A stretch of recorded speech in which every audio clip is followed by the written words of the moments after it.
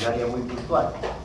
Y de pronto, para decirlo en pocas palabras, la especialidad resuelve las malformaciones congénitas, todas habidas y por haber, de modo tal que no sea fragmentado al paciente en partes, cabeza, tronco, extremidades, abdomen, vías urinarias, para nada, ¿sí? Y como de interés en cirugía, ¿no? Estamos tocando básicamente el tracto digestivo, parte abdominal, yo me voy a dedicar a una entidad, al menos desde mi punto de vista, que es importante que lo sepan ustedes, porque de uno u otro modo, en su vida profesional futura, podrían interactuar con esta entidad, ¿no? Lo que ahora vamos a tener más que una clase teórica es una conversación en la que vamos a así establecer conceptos, ¿sí? ¿Salió campeón o salió? No, ¿Qué hacemos? quería encontrar un aparato que tenga para... Perfecto. Prohíbe tus armas ahí, úsalas por favor, ¿sí? Brian, la escopeta. No, Ya, No hay escopeta. puede ser. Por atrás probaste, ¿no? Doctor, ¿puedo ir a una más? Anda, trae al presidente de la República, alguien crea, pero que nos resuelva esto, ¿sí? Bien, vamos adelantando entonces. ¿Qué cosa es la atresia esofágica? Por definición, tendrá que ser una malformación congénita, ¿no? Ahora, ¿cuál es el origen de esto? N causas. El marco conceptual lo establece, pero no hay nada claro. Se le puede atribuir a la raza, al sexo, a una serie de variables que intervienen, pero ninguna es determinante, ¿sí? Ahora, si nosotros decimos que es una malformación congénita, habrá que entender que esto ocurre en cierto momento ¿de qué? Del momento embriológico. Significa que por alguna causa determinada, en determinado corte de la evolución, ¿sí? ¿No? Interviene esta variable, este factor determinante y finalmente lo que debería ser normal no es normal y ocurre una atresia esofágica. Eso ocurre alrededor de la tercera semana en que embriológicamente, ¿sí? El tracto digestivo, esto lo vamos a ver en las diapositivas, me gustaría que me entiendan. El tracto digestivo se va a diferenciar de la vía aérea, ¿no? Y si focalizamos tráquea y esófago, que es un tubo común, ¿no? Algo va a ocurrir y no se individualiza, ¿sí? Y esto va a finalmente establecer una atresia esofágica. Pero cuando hablamos de atresia esofágica, nosotros tenemos que hablar, además, de tipos. Hay N tipos. Para nosotros los especialistas hay una infinidad de tipos, ¿no? Eso es lo que hace de pronto un diagnóstico exquisito. Pero a ustedes les interesa saber lo más frecuente. En principio hay secciones del esófago que no se han formado. De modo tal que hay una ausencia total del esófago en cierto tramo. Ese es un tipo. Y de pronto esa a la cual me estoy refiriendo es un reto en cuanto sobre todo qué es lo que se va a hacer posteriormente. Por suerte no es la más frecuente, ¿sí? Entre los tipos más frecuentes que tenemos, ¿no? Vamos a encontrar una característica que está arriba del 85% de todos los casos, que es una comunicación, ¿sí? Vamos a hablar de esófago proximal, el que está cerca de la boca, y esófago distal, el que se aleja, ¿sí? Al haber un segmento ausente, ¿sí? El segmento distal se comunica con la vía aérea, con la tráquea, por encima de la carina. ¿Saben lo que es la carina, cierto? ¿Recuerdan? No nos estamos refiriendo a carina, sino a una parte, ¿sí? ¿Queda claro esto, cierto? Ya, entonces, hay una comunicación entre el esófago, ¿sí? En su porción distal y la tráquea. Esto se llama atresia esofágica con fístula tráqueo-esofágica distal. ¿Se entiende? ¿Sí? ¿Tienen una idea? ¿Hay alguna duda? ¿Quedó claro? Este es el cabo proximal, ¿sí? Este es el cabo distal. Se comunica con la tráquea. De modo tal que lo que se respira va directamente ¿a dónde irá? miedo, pierdan el miedo. Es oportunidad. Se comunica con él. A ver, digan, es. Caramba, si estaban ahí. ¿Pueden repetirlo? ¿Se comunica con qué? Con el estómago. ¿Hasta ahí está claro todo? Perfecto. Ahí no hay nada que pensar, no hay nada que memorizar, nada que paporretear. Queda muy claro. Bien, ahora sí, ya viene un poco de disquisición, un poco de concepto. ¿Qué puede ocurrir con estos pacientes como causa inicial? Hablamos de complicaciones. ¿Sí? Un síndrome, vamos por partes, un síndrome aspirativo. ¿Por qué? Por una cuestión lógica, ¿no? ¿Qué aspiraría este paciente? Este neonato. ¿Alimentos? ¿Podrá alimentarse este tipo de paciente? No puede alimentarse, entonces descartado el alimento. ¿Qué puede aspirar? Antes que esto, nosotros normalmente ¿qué producimos? ¿Saliva? ¿Ustedes tienen hambre ahora? Yo sí, estoy sin almorzar. Entonces teóricamente debo estar produciendo saliva, ¿cierto? ¿Sí? Y estos pacientes, sí, pues como es propio, está vivo, tiene que producir saliva. Y lo primero que puede ocurrir es que haya un síndrome aspirativo de la saliva que no puede progresar, se acumula en la voz y se aspira. Es lo primero, ¿sí? Sin embargo, tu nombre, campeón, perdón, yo te digo que además jugo gástrico, ¿cómo se dice? ¿Será posible que ocurra esto? ¿Cómo?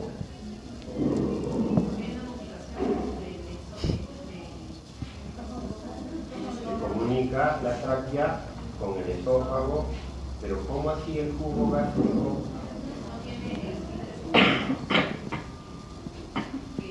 El esfínter esofágico no lo tendrá, sí lo tiene, pero de pronto para ayudarte, muchos pacientes tienen una incompetencia del esfínter esofágico a nivel de pero eso ayuda, sin embargo no es el desencadenante, pero va por buen camino. Ayudemos a por este nombre, Claudia, ayudemos a Claudia a pensar por qué puede ocurrir, ¿sí?, que el jugo gástrico regrese.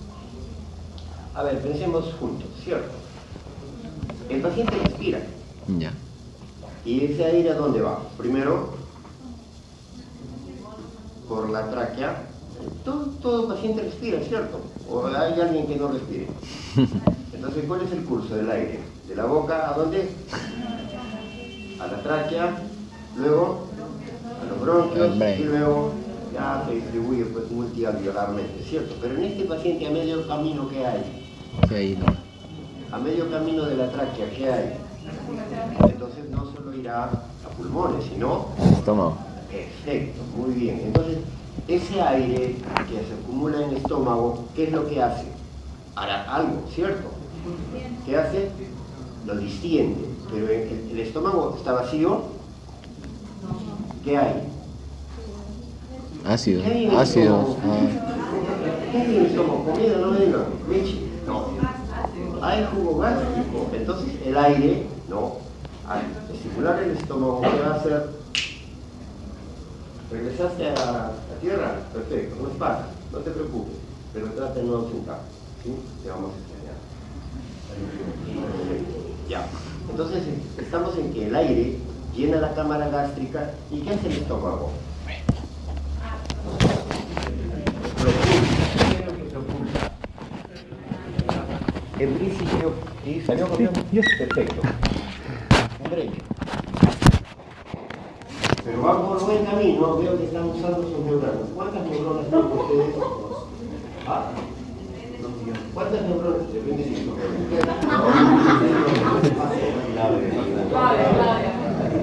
No. Me imagino que es... No, es una cuestión de racismo.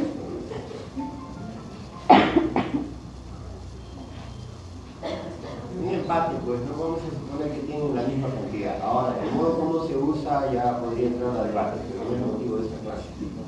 Ya, entonces un poco para recuperar el tiempo y retroceder, el título es esto hemos dicho que es una malformación congénita y del intestino anterior, entendiendo que hay otros intestinos, ¿cierto?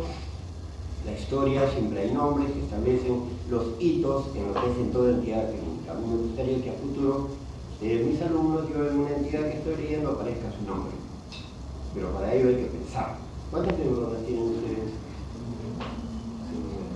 No digan que no saben. ¿Cuántos ojos tienen? ¿Y cuántas neuronas tienen? Un médico debe saber. Ya, pues averigüen, ¿sí? Tarea. Ya, nombres que van y vienen. Y ahí viene el tema, ¿sí? Tienen ustedes intestino anterior, un tubo monocelular, y algo ocurre con el 19 día, ¿no? Y en este caso no se da la separación. Y esto establece, pues, que se da la malformación, pero acá, miren ustedes esto, ocurre, o mejor dicho, concurre algo. ¿Qué podríamos determinar que concurre? ¿Qué es concurrir? Pensemos por otro lado. Embriológicamente, ¿solo se está formando el esófago y la tráquea? No. Ah, aplausos de mi parte para ustedes. Entonces, ¿qué puede ocurrir? Al mismo tiempo se están formando otros sistemas, por consiguiente, si se altera un sistema brillante. Esta es una mnemotecnia para recordar que otras estructuras pueden estar alteradas. Entonces, de pronto tenemos que buscar malformaciones en las vértebras, en el ano, que es todo un ámbito, se llama malformaciones anorrectales. La historia de repente menciona el ano imperforado, es una herejía, se llama malformaciones anorrectales, ¿no? De pronto las que estamos mencionando, traqueosofágicas, radiales, cardiovasculares, que son las más frecuentes, entre otras. Además hay ginecológicas, ¿sí? Bien. ¿Entendido esto, cierto? Entonces, ocurre una malformación y la probabilidad que ocurran otras es alta, ¿sí? Al menos es la gente. Ya hemos hablado de esto en cuanto a incidencia, no hay nada claro, ¿sí? Pero ahora sí tener en cuenta, para suerte de estos pacientes, esto se da entre miles. Y si revisamos la literatura científica, hay un rango que ocurre 1 cada 4.000 recién nacidos vivos. ¿Sí?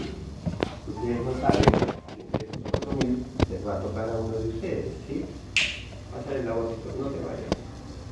¿Sí? ¿Nos acompañas? Tu nombre de clase. Sí, perfecto. No te vas, ¿cierto? Promételo y lo prometo. Vale. Mira, vamos a extrañar. Ya, lo que les decía, miren ustedes. ¿Sí? Arriba del 85%, estos son los nombres, luego en una gráfica lo vamos a ver más claro, pero al menos lean. Hay otras variantes que las veremos más adelante. Pero de todos modos entender que hay una atresia esofágica pura, en la que no hay comunicación con la vía aérea, sin embargo hay un segmento ausente.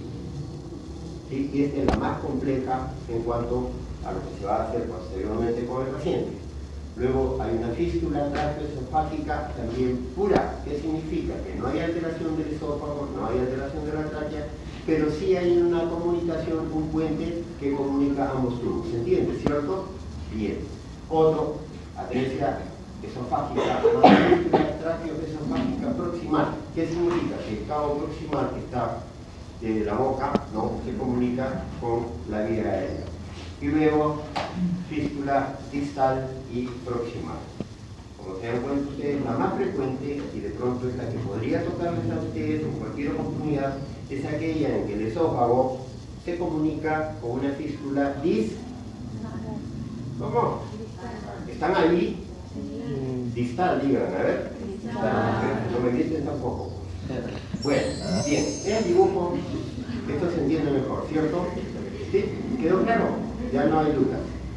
¿Y esto quieren que sea pregunta de examen? Sí. No la voy a poner. Bueno, la pondré pues. Perfecto, bien. Arriba del 85%, ¿sí? Bien. Ahora ven ustedes, abajo del 10% de esta, que es un reto realmente en cuanto a lo que es algo quirúrgico. Les hablaba de la comunicación entre esófago y tráquea. Ahora, a ustedes que son inteligentes, ¿sí? ¿Cuál será la traducción clínica? Porque también les va a tocar probablemente esto, como disquisición diagnóstica. ¿Cuál será la traducción clínica de este tipo de patología? En principio, ¿se podrá diagnosticar al nacimiento? Digan sí o no, es fácil. ¿Sí? Ahí viene la parte interesante. ¿Por qué? Siempre a mis alumnos les digo, si ustedes quieren aprender, no se queden en la lectura ni en repetir lo que han escuchado. Eso se llama paporreteo. Es una forma de aprender, pero eso es en la escuelita. En la universidad ya uno conceptúa. ¿Cómo? ¿Por qué? ¿Por qué? ¿Por qué? ¿Por qué? ¿Por qué? Acá, ¿por qué? Respira.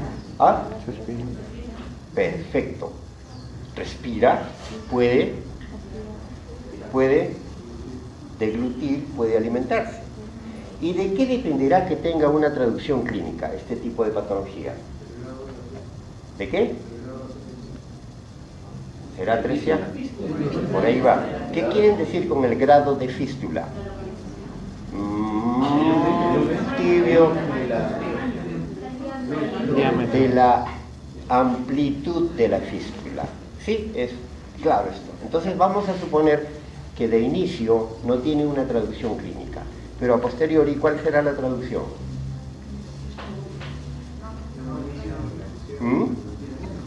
Cuadros aspirativos, sí, y esto qué consecuencia, neumonías a repetición, que muchas veces se confunden con los pacientes asmáticos, ¿sí? Entonces, ustedes, un paciente asmático, niños sobre todo, planteen esta posibilidad. Y si ustedes hacen el acierto, es un gol diagnóstico, porque generalmente muchos pacientes no pasan neumonías repetitivas y no se hace el diagnóstico. Bien. Entonces, esta es una entidad que ustedes deben tomar en cuenta para el futuro, cuando vean niños asmáticos. Vean ustedes, en este caso es lo contrario de lo frecuente. Aquí la fístula es de tipo proximal. Y en este caso, mucho menos frecuente también, hay dos comunicaciones. Ambos cabos, proximal, distal, se comunican con la vía aérea. Bien, entonces, si nosotros nos damos cuenta de qué tipo de paciente estamos y lo entendemos, la clínica se sobreentiende. ¿Saben lo que es el polihidramnios? ¿Ya han llevado eso? Ya, vamos a ubicarnos.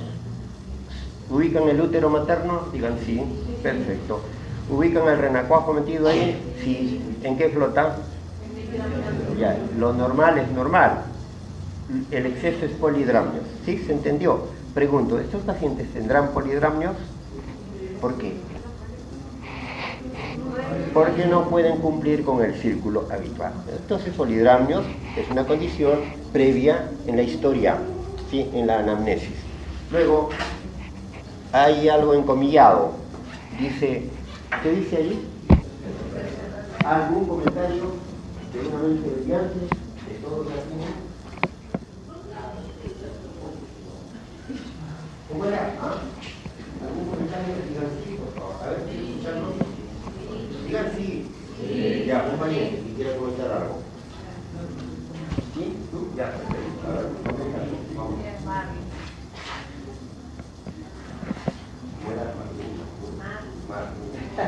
Marvin, vamos Marvin. ¿Será hipercialorrea? Pregunto. Digan no. No digan. ¿Por qué? A ver, un ratito, vamos.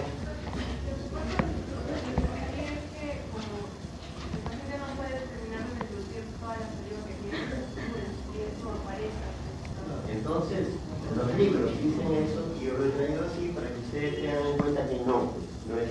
Pero se dan cuenta cómo es el paporreteo. Un texto lo dice. Ahí no hay hipercialorrea, simplemente hay dificultad, ¿no? Pero se traduce en que la saliva sale por la boca. ¿Sí? ¿Se entiende esto, no? Ya, entonces hay dificultad para deglutir la saliva y está escrito y por todo el libro. Además hay una función epiglotica inmadura que esto puede conllevar, ¿no? Como un efecto más para los cuadros de respiración. Y todo lo propio, pues de iniciador, etc, etc. Ahora, Ustedes están viendo ahí qué es lo que ocurre para que se dé, ¿no?, la complicación habitual en este tipo de pacientes. Volvemos a la conversación que teníamos. Regresa el jugo gástrico. Nos quedamos ahí, ¿cierto? ¿Y qué se produce? Una no escucho. ¿Qué tal timidez? Díganlo así con seguridad, como cuando uno se tira al agua así, hay un panzazo. ¿Se han dado un panzazo alguna vez? Yo de niño me he dado infinidad. Pero con confianza, pues sí. Entonces queda una ¿qué? Una neumonía. ¿Están de acuerdo que sea una neumonía a pesar de que están leyendo ahí que no es neumonía? Neumonitis. ¿Sí? Lean abajo, ¿sí? Neumonitis. ¿Por qué? ¿Por qué es una neumonía o neumonitis? Digan sí. ¿Por qué? No te vayas, van 3. Me voy a quedar así sin clase. Así no vale. ¿Por qué? Una infección inflamatoria. ¿Qué es una neumonía? Una infección. ¿Sí? ¿Por qué? ¿Cómo dijiste? Dilo. Aplausos. Y en este caso, entonces eso genera la itis, neumonitis. En una neumonía hay un agente implicado, un culpable, ¿cierto? Aquí es probable que también haya un agente, como una consecuencia lógica, ¿sí? Pero además hay un cuadro inflamatorio que nos genera una neumonitis, ¿se entendió? Perfecto, bien. Y esto es puesto de circuito, ¿no?, que ya hemos conversado, cómo es que puede ocurrir finalmente. Ahí, un poco para que se despierten, ¿escucharon o no? Lo repito de nuevo. Aplausos para los que regresaron.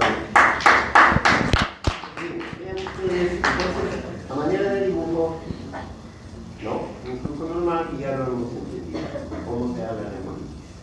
El diagnóstico de pronto ya se deduce, ¿no?, entendiendo que además son prematuros. ¿Por qué? ¿Por qué son prematuros? A ver.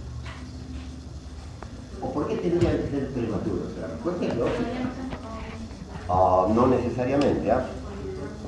Claro, porque es un conflicto entre continente y contenido. Entonces, al haber más contenido, el útero comienza a contraerse, pues, ¿no? Y ocurre lo que tiene que ocurrir por el más próximo, ¿cierto? Hemos dicho nuevamente, no hay aumento de cialorrea, sin embargo, eso lo dicen los libros. Bien, ahora, ¿qué es lo primero que hacemos para descartar el diagnóstico? Lo que vamos a hacer es introducir una sonda por la boca, ¿no?, una sonda semi-rígida que permita que esta progrese sin doblarse, porque a veces se dobla en la boca y nos da un diagnóstico falso, ¿no? Aquí esta sonda tiene que ser semi-rígida de modo tal que nosotros la progresamos y teóricamente debe detenerse, ¿no?, según esto, entre 9 y 13 centímetros de la arcada futura dentaria. ¿Sí? ¿Será propio que diga futura? Sí, pues porque no tiene dientes aún, ¿no? O ya tienen dientes cuando nacen. ¿Salvo alguna excepción acá? Lo dudo. Bien. Pregunto, ¿será de interés tomar a estos pacientes una radiografía? ¿Sí o no? Digan sí. Sí. ¿Por qué? ¿Qué vamos a ver ahí? ¿Qué vamos a leer? Nosotros leemos, ¿no?, en la radiografía. ¿Qué leemos? ¿Cómo? Perfecto, muy bien. ¿Y qué tipo de alteraciones? Sobre todo, son las visibles, las respiratorias. Lo veremos más adelante en una radiografía. Pero ya le doy 5 puntos. No, estoy regalando hoy día. Les voy a dar 0.9, ¿sí? Es que yo no regalo nota, mis alumnos me conocen. La nota es un adefesio, discúlpenme. Lo que importa son los conceptos. Cuando ustedes estén frente a sus pacientes, ¿de qué va a servir que se hayan sacado 20 en el examen si no bajan de la nube todo esto que tienen que conceptuar y aprender para tomar una decisión médica? 0.9 de regalo. ¿Para qué más nos servirá una radiografía? ¿Para ver aire? ¿Cómo te apellidas, por favor? Ah, no. ¿Hay de dónde? Ya perdiste. No puede ser. Ya te iba a anotar para darte tu puntaje. ¿Aire dónde? ¿Dónde? ¿Y eso qué explicaría? Sí, pues en principio. ¿Y si no encuentro aire? Se podría haber salido de ¿Y si no encuentro aire?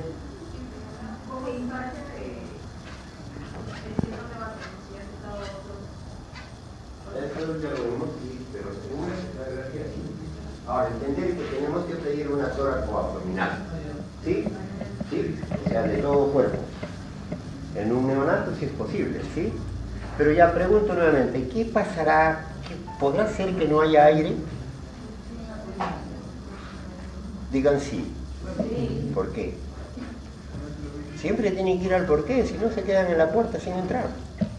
O esperan que venga alguien, les abra la puerta y los empuje. No, así no es el concepto. ¿Por qué? Puede no haber aire. Y la deducción es simple. Si hemos estado atentos, ya, vamos a ir juntos, ¿ya? Vamos a ir juntos. ¿Qué es lo que determina que haya aire en el abdomen? Que pueda ingresar, pues, ¿no? Y si no hay aire, ¿es por qué? Porque no ingresa. ¿Y en qué caso puede no ingresar aire? En una atresia total. ¿Se entiende? Perfecto. Entonces, una radiografía simple, de por sí, puede incluso para establecer el tipo. ¿Ya? Bien, entonces, acá nosotros una radiografía simple y de pronto lo que necesitamos es contrastar esta radiografía y vean ustedes ahí, se puede contrastar con aire. Con la misma sonda se insufla aire, el técnico dispara y ahí se puede hacer la lectura, ¿no? Vean ustedes, indirecta del cabo aproximado. Igualmente ahí vemos una sonda que ha llegado a un lugar y se ha colado. ¿No? ¿Se ve? En la flecha. Perfecto. Y lo propio es no administrar una sustancia de contraste. Antes se usaba bario. Pero ¿por qué sería aconsejable no usar el bario? ¿Por? Claro, y bario en la vía respiratoria es una tragedia, ¿no? Cualquier sustancia hidrosoluble generalmente. Y lo que conversábamos, miren, las flechas están marcando que además hay alteraciones de orden óseo, ¿no? El diagnóstico diferencial básicamente con todas las entidades que provocan distrés. Vamos a tomarnos un poco. La morbilidad alta depende del peso. Aquí hay 3 elementos determinantes para la morbilidad de estos pacientes. En principio, ¿no? El tipo de atresia esofágica, o en todo caso malformación. Y luego, la concurrencia de una malformación cardíaca. Eso eleva tremendamente la morbilidad. Y la complicación menos esperable, ¿cuál es? La que esperamos que no suceda, ¿cuál es? Ya lo hemos conversado hace ¿ya? Neumonitis. La asociación de esos 3 aspectos incrementa tremendamente la morbilidad. Bien, es lo mismo, antes era el peso. Y hay 3 prioridades, pues. En principio, salvar la vida, ofrecer alimentación y, a costa de todo lo que fuera, intentar preservar el esófago. Estos 3 elementos son muy importantes que los tengamos en cuenta porque van a establecer el plan de manejo que nosotros quirúrgico. Entender que si es un esófago lo suficientemente posible de contactarse y hacer una anastomosis, el tratamiento, ¿no?, simple entre comillas o elegible sería una anastomosis de qué tipo? Término terminal. Además, cerrar la fístula. La gastrostomía es una entidad. ¿Qué es una gastrostomía? Ya saben qué es, ¿no? ¿Qué cosa es una gastrostomía? Yo les he dado la clase a ustedes. ¿Gastrostomía? ¿Le di la clase? No. Ah, esto sí ya saben. Ya, ¿y para qué sirve acá la gastrostomía? Para alimentar. Sería de tipo ali. Ah, ya también no hay dudas, ¿no? No es alimenticia, ¿no? No, ¿por qué no? Nadie come pues gastrostomía, ¿cierto? Ya. La toracocentesis es parte del procedimiento y acá una pregunta nuevamente. Hasta esas lecturas intuyo, tengo fe en que han entendido. ¿En qué pacientes se haría una esofagostomía? ¿O no se hace nunca? No, si he preguntado es por la probabilidad que se hace, pues no. ¿Pero en qué situaciones? ¿A ustedes les gusta pensar? ¿Sí? Entren, les estoy dando su chocolate, piensen. Claro, en una atresia pura. ¿Se entiende, no? Los cabos son tan separados que no permite un afrontamiento. Entonces lo primero que vamos a hacer es una esofagostomía seguida de una, como hemos dicho, gastrostomía, ¿sí? Tendrán que ser temporales. Veremos más adelante qué pasa, ¿sí? Factores respuesta el tipo de anomalías, y esto ya lo hemos dicho, ¿no? El procedimiento preoperatorio es, hay toda una serie de intervenciones. En la medida que cuando ustedes se encuentran en una entidad que hay muchas intervenciones, significa que ninguna es mejor. Y aquí hay muchas. Se trata de estirar el esófago, los cabos, sobre todo el proximal, ¿no? Con elongación, con bujías, con electrodos, etc. El tratamiento quirúrgico ya tiene dos vías, ¿no? O dos formas en todo caso. Es incidiendo directamente después de una toracotomía, ¿no? Incidiendo en la pleura o tratando de conservar la pleura, bordear, ¿no? El espacio prepleural y llegar hasta la anomalía y tratar. Finalmente lo que nosotros esperamos es esto, ¿no? Una anastomosis donde hemos hecho, ¿sí?, el cierre, la cura del defecto y también el cierre de la fístula. Acá en esto, ¿qué llama la atención? ¿Llama la atención algo? Hay una anastomosis. ¿Qué dijiste? ¿Quién dijo eso? Asimetría de... Perfecto. Y eso nos hace anticipar que a futuro este paciente tendrá una... ¿Qué? Comienza con E. Una estenosis. ¿Ya? O sea, por óptimo que sea el tratamiento, estos pacientes, como una complicación esperable, van a tener una estenosis. ¿Y qué haríamos con esa estenosis? A la segunda, a la tercera es la vencida, ¿sí? Dilatación. ¿Qué haríamos? Dilatar. Llamamos a un cirujano. ¿Qué dijiste? Hay que dilatar, pues, ¿sí? Entonces estos pacientes generalmente van a dilataciones. Ya, ahí tenemos la anastomosis, el tratamiento. Ahora les voy a enseñar algunas imágenes para que ustedes tengan idea de qué es lo que ocurre en una malformación de este tipo. Ahí estamos haciendo el abordaje, ¿no? Normalmente se están haciendo una serie de los músculos. Estamos intentando ingresar a la cavidad torácica gradualmente, ¿no? Estamos consiguiéndolo, ya ingresamos. Ahora lo que vamos a tratar de localizar es la vena ácigos, que anatómicamente nos va a llevar a la altura del cabo proximal. Ahí la he visualizado, ven ustedes, ¿sí? Se va a hacer una sección de esta, una separación, y de pronto ya tenemos localizados los cabos acá, ¿sí? Aquí tenemos la fístula, ¿sí? Sigue estando la fístula. Acá vemos que el cabo proximal se ha identificado y se está haciendo un acercamiento de los dos cabos, ¿sí? Acá es una vista más evidente, el cabo proximal. Vean ustedes, hemos pasado una sonda, no se ve, ¿no? Por favor, ¿puedes apagarte la luz?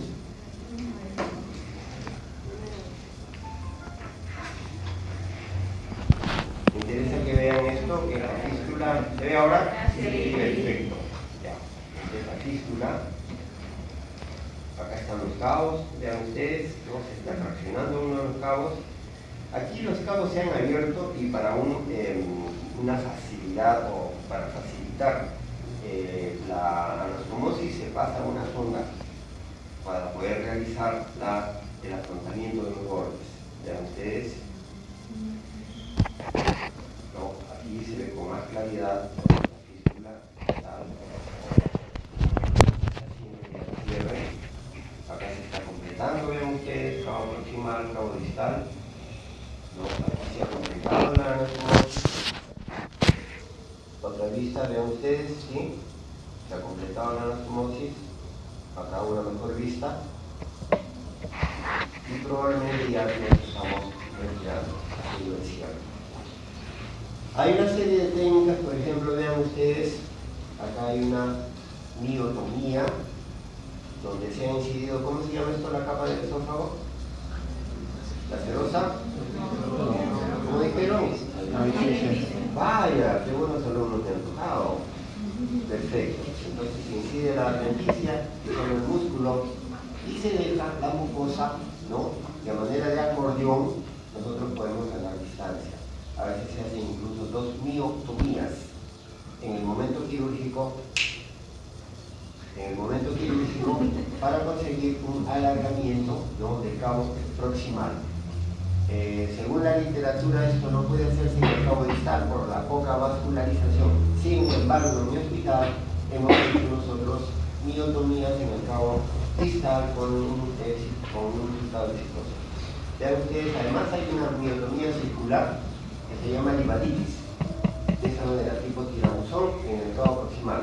La literatura lo dice, he intentado hacerlo, nunca he podido hacerlo porque es muy complejo, pero la literatura lo dice.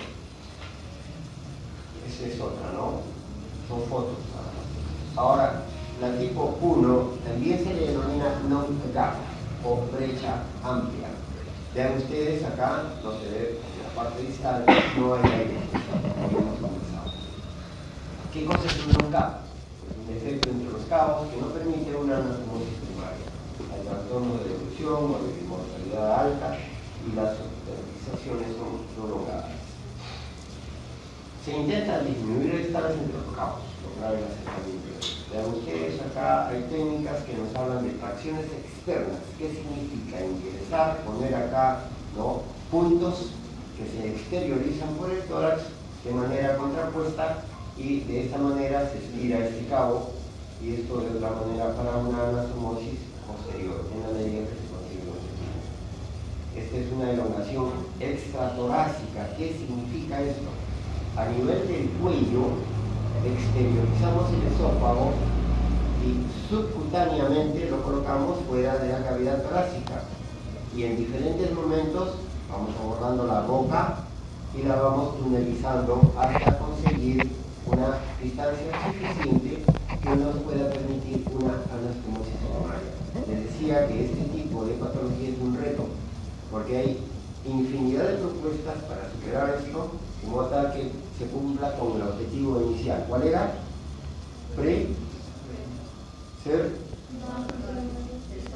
Preservar el esófago. ¿Sí? Vean ustedes también otra modalidad de elongación, ¿no?, con la misma intención, acercar los cabos.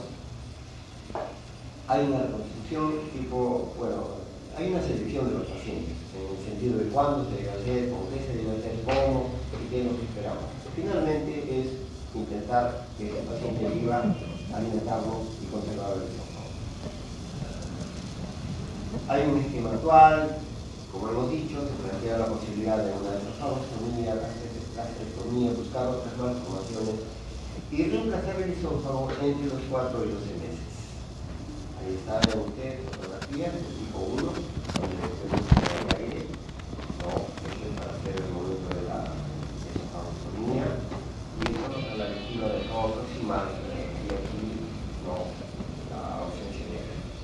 La atresia de esófago, clasificación del cabo distal, la esofagostomía, ponemos ya pues, una sustancia de contraste. ¿Cuál sería el objetivo de poner sustancia de contraste en el esófago? Para opacificar el estómago, digan no. Entonces, el duodeno, digan no. ¿Qué queda? intentado pacificar que el E, ¿de qué tipo aquí? Tal. ¿Qué se espera en este tipo de pacientes en cuanto al comportamiento del esófago distal?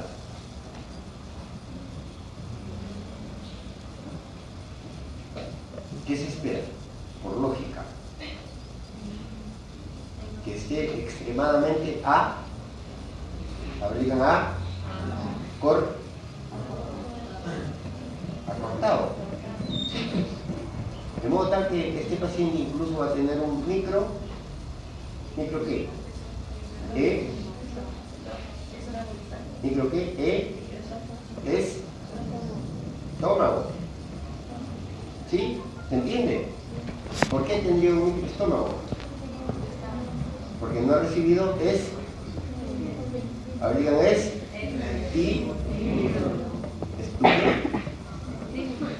estímulo. Yo escuché es estímulo, no.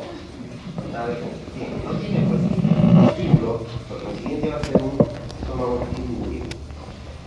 Entonces lo que se hace es estimar la longitud para ver qué tipo de intervención se le va a ofrecer a este paciente. Por cuestión lógica, si estos pacientes entendemos que no pueden tener una anastomosis terminal, ¿qué tendríamos que ofrecerle quirúrgicamente? Lean. ¿Sus qué? Ya. ¿Qué significa sustituir el esófago? Reemplazarlo. ¿Con qué? ¿Con una prótesis? ¿Ah? No, pues. Será con un órgano propio. ¿Sí? ¿Con qué? Perfecto. ¿Con qué? ¿Qué sería lo aconsejable? Bien, para no hablar mucho es o con colon. Bueno, ahí se plantean posibilidades de intestino delgado, pero esto involucra microcirugía, lo cual ya limita mucho la parte operativa. Pero lo más frecuente es estómago o colon. Ahora, la pregunta por 1.000.000 de felicitaciones. ¿Qué será lo más aconsejable? Veo que acá hay un disenso. Unos dicen colon, otros estómago. ¿Quiénes dicen estómago? ¿Por qué? Ajá, siempre hay un por qué.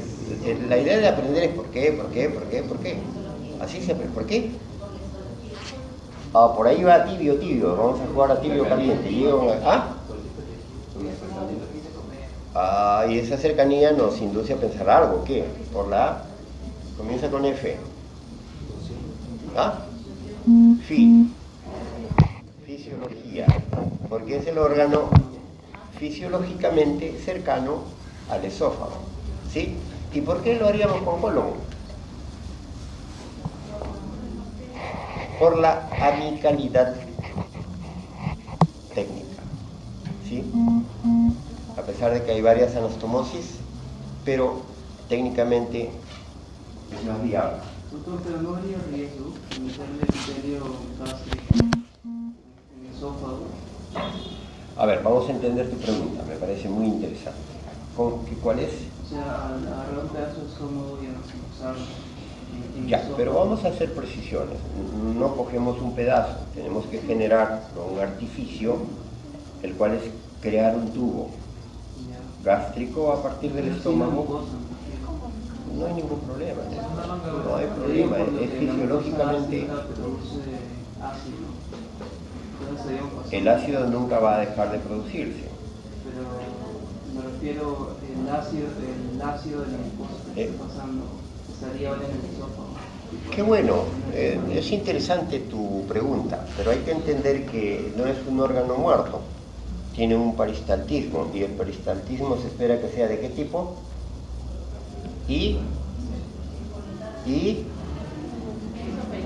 Isoperistáltico, pues, de modo tal que lo que produce hay una tendencia que siga su curso.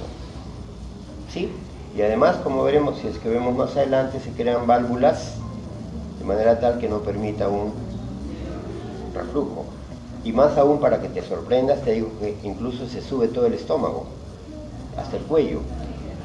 A eso se le llama ascenso gástrico. Y funciona. ¿Sí? Es interesante tu pregunta, ¿ya? Bien, entonces, colon es lo que más a menudo se hace, pero lo aconsejable es trabajar con el estómago en sus diferentes modalidades. ¿Por qué? Porque es lo más fisiológico. Vean ustedes, en este caso tenemos el tubo gástrico, lo hemos encendido y se hace una anastomosis término-terminal. Igualmente acá, ¿no? Desde otra porción del estómago, un tubo gástrico, ¿no? Se hace la temperatura mayor, menor. Hay nombres, hay técnicas, de acuerdo a lo que se va a hacer, esto para nosotros los pediatras es interesante. Y también hay un ascenso gástrico, como conversábamos, se sube todo el estómago, con una serie de aspectos que hay que cuidar en cuanto al momento quirúrgico. ¿No? Tenemos acá. Además se hace una fundoplicatura, como conversábamos, para evitar el ascenso gástrico total.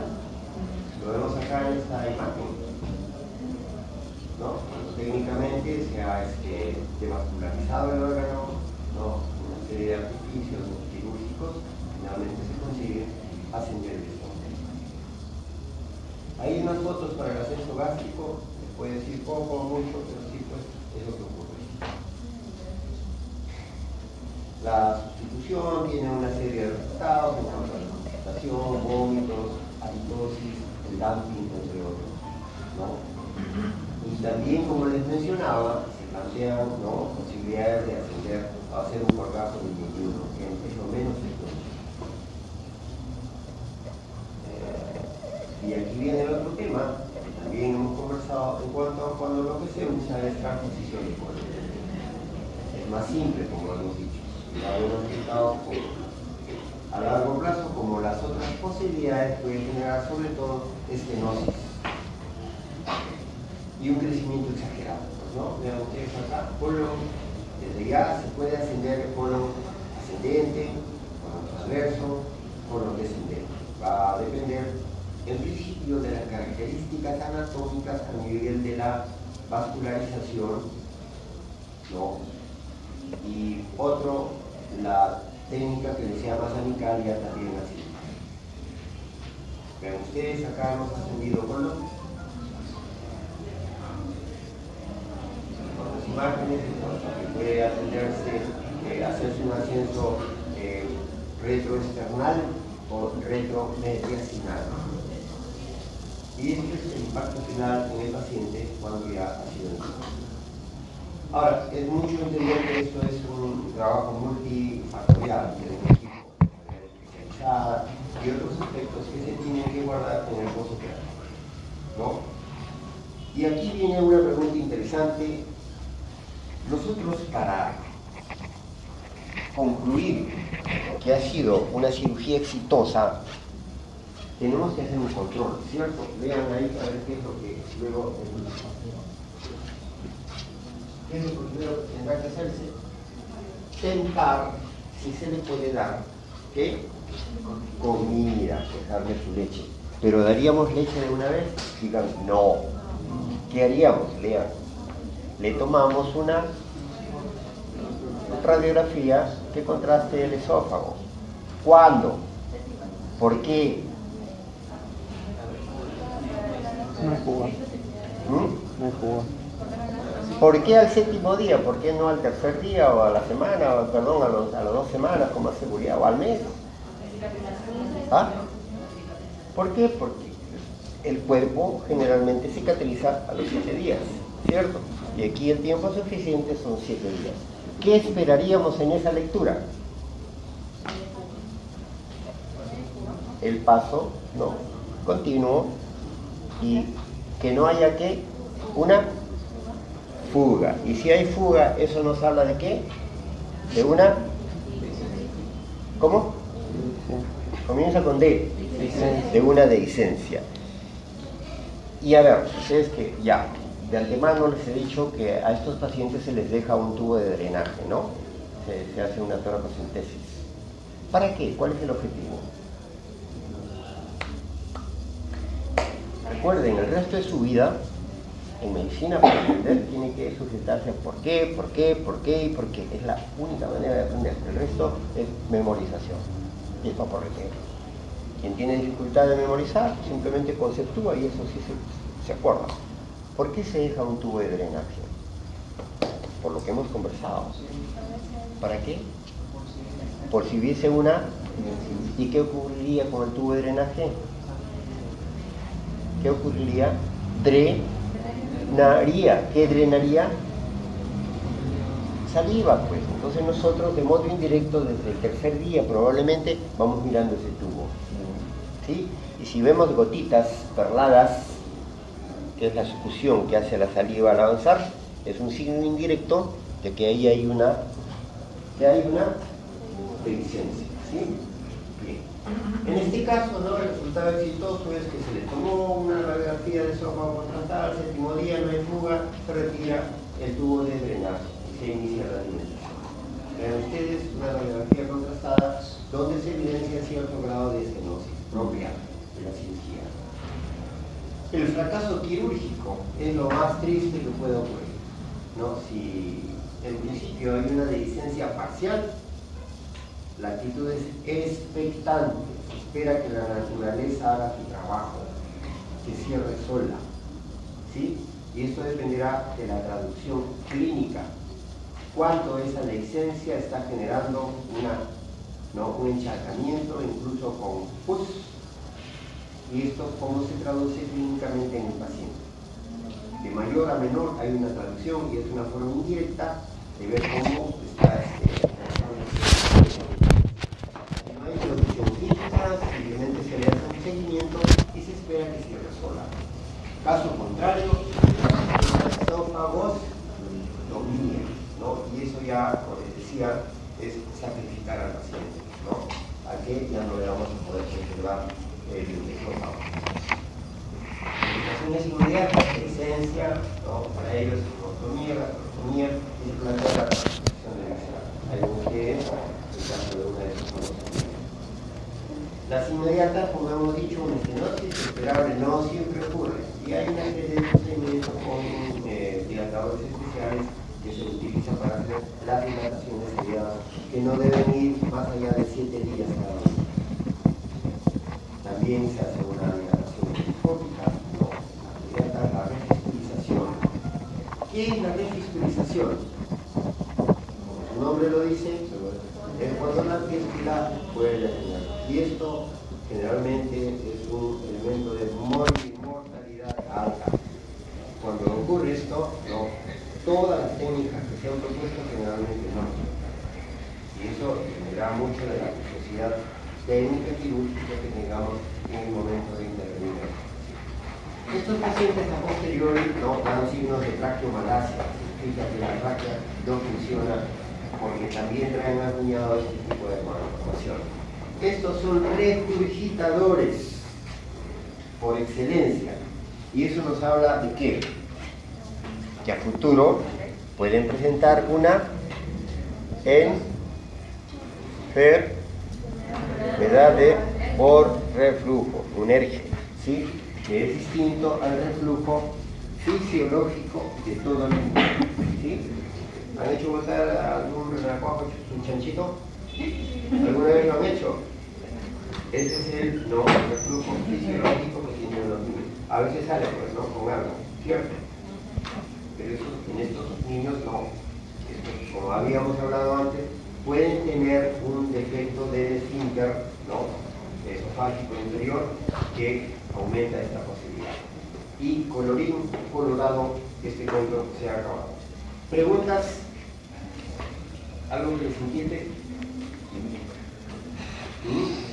Bien, seguimos. ¿Quieren que haga todo esto? No hay tiempo. Ustedes tienen clase ya, ¿cierto? Ya. Entonces lo dejamos para cuando nos sentemos nuevamente y no creo que vayan a la